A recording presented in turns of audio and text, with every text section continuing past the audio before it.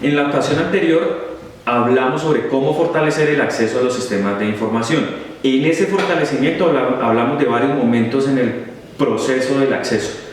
En esta oportunidad quiero ampliar un poco la información alrededor de uno de esos momentos, que es el login. En el login, una de las maneras de fortalecer el acceso es usando autenticación fuerte. Pero la autenticación fuerte debe tener dos características fundamentales.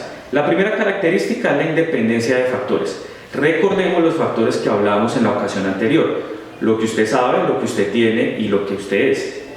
La independencia de esos factores significa que el compromiso de uno de los factores no puede comprometer el acceso, y que la combinación de al menos dos de los factores es absolutamente necesario para que sea considerada autenticación fuerte. Aquí hay una cosa bien particular y que he visto en algunas organizaciones, y es que, por ejemplo, para sus sistemas de información usan un token que generalmente es basado en tiempo. Eso significa que cada cierto tiempo, segundos, 30 o 60 segundos, cambia, digamos, el numerito que uno ve en el dispositivo, y ese numerito o ese código es el que usan para el acceso a información. ¿Qué es lo que sucede? Si solo uso ese token, pues al final estoy usando uno de los factores, que es lo que usted tiene. Eso no necesariamente, por el hecho de usar un dispositivo de ese tipo, lo puedo considerar autenticación fuerte. Eso es muy claro o muy clave tenerlo en cuenta para realmente saber si estoy fortaleciendo o no el acceso. ¿Por qué? Porque el compromiso de ese dispositivo, si se me pierde, me lo roban o cualquier situación de compromiso que suceda con él, pues automáticamente compromete el sistema de información que está siendo protegido. Entonces, usar solo un token, por ejemplo, simplemente lo que estoy haciendo es fortalecer la contraseña, pero no estoy usando doble factor de autenticación.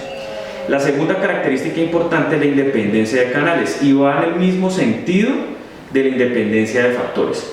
Entonces, un ejemplo claro aquí, ¿cuál es? Y es que si mi dispositivo móvil, por ejemplo, está comprometido y ahí tengo mi primer factor, que puede ser un autenticador de software, pero mi segundo factor es un SMS, por ejemplo, o un correo electrónico a ese dispositivo móvil, pues no hay independencia de canales y automáticamente también comprometo el sistema de información al que estoy en teoría protegiendo. Entonces, recordemos las dos características: independencia de canales e independencia de factores. Ahora, hay una tercera que se suma, no como característica, sino como factor fundamental a tener en cuenta, y es los autenticadores. Tradicionalmente se han usado autenticadores de hardware. El sector financiero es el que más, digamos, ha hecho uso de este tipo de tecnologías, pero el aumento, digamos, de todo el tema de movilidad y la masificación del uso de diferentes tipos de dispositivos móviles hace que seguramente los autenticadores de hardware vayan quedando de alguna manera obsoletos.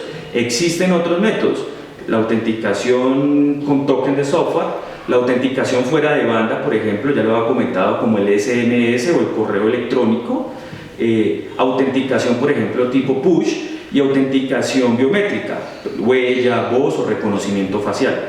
¿Qué es lo interesante de aquí? Que definitivamente hay que tener una combinación de autenticadores que le permita al usuario mayor flexibilidad en su uso, es decir, mayor capacidad de selección en los usos que el usuario decida hacer. Entonces, tener la capacidad de la organización para poder decidir que un usuario, o para que el usuario pueda decidir qué autenticador usar, pues es definitivamente una manera de ganar flexibilidad en la autenticación, y seguramente acercar de mejor manera al usuario en esos procesos de autenticación. Ahora bien, la autenticación basada en riesgo es otra manera interesante de abordar la protección en el momento del login. No necesariamente debo usar un token, o no siempre tengo que usar un token.